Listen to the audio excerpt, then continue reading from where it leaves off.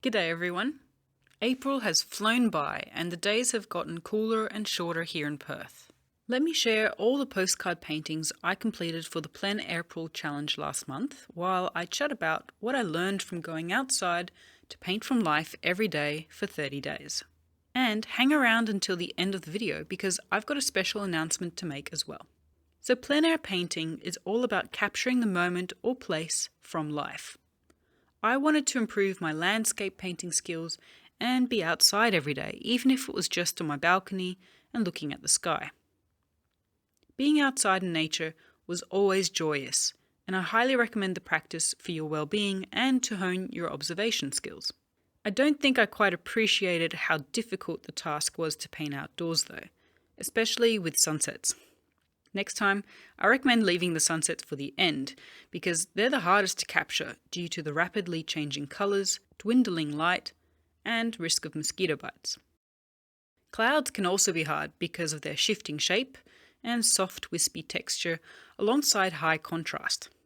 I certainly had to use my memory skills if it was a windy day or conditions were changing quickly. I made quite a few paintings with birds and it helps having drawn them before in the past so that I could quickly get their shape down relatively accurately even if they moved to a different position. On day 8, I ran out of time while painting some trees with clouds behind them and just gave up after it really wasn't turning out how I hoped. But I'm glad I gave it a go and used it as a lesson to take my time and think a little bit before putting paint down about how I was going to approach adding colour. Have you ever done plein air painting before? Do you also find it challenging? I want to hear your experiences, so let me know in the comments below. And if you've got any questions about any of the paintings, I'm happy to answer them. Most paintings were done using watercolour from a travel palette, but I did experiment with some other media as well. I did a value study using the sanguine and white colours of the Viarco Artgraf tailor shapes, and I thoroughly enjoyed using them. These helped me create shapes from the landscape in terms of light, mid and dark tones, and kept it simple by removing any colour choices I had to make. I also tried gouache for the first time and did a plein air painting first in my sketchbook and then a sunset postcard on day 18. I'll need to keep practicing, but otherwise I quite like using gouache, especially for adding details at the end with just the white. Speaking of details, I enjoyed using my watercolour pencils every now and then for fine lines and textures. I also sketched with them once instead of using my typical graphite pencil, and that gave a nice effect. But it's tricky to avoid touching it with a wet brush, because otherwise you get muddy colours in the sky. I also explored using pen and wash and other watercolour painting techniques such as wet and wet for loose backgrounds and many dilute layers for a transparent glazing effect.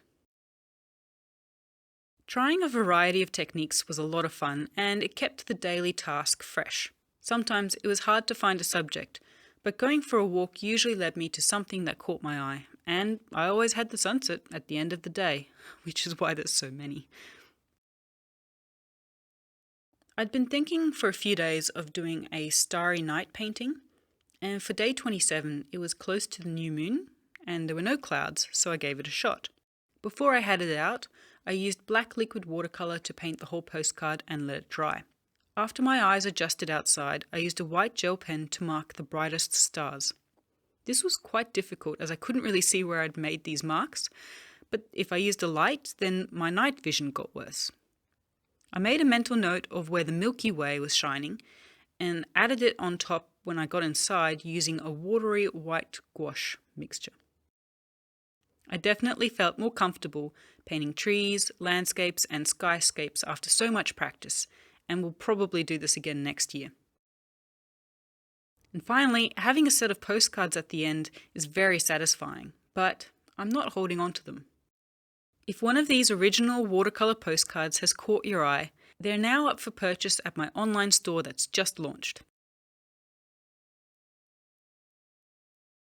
I'll also be creating a little booklet featuring all of these paintings, so subscribe to my YouTube channel or follow me on Ko-fi to be notified when that's available, as well as other goodies coming your way.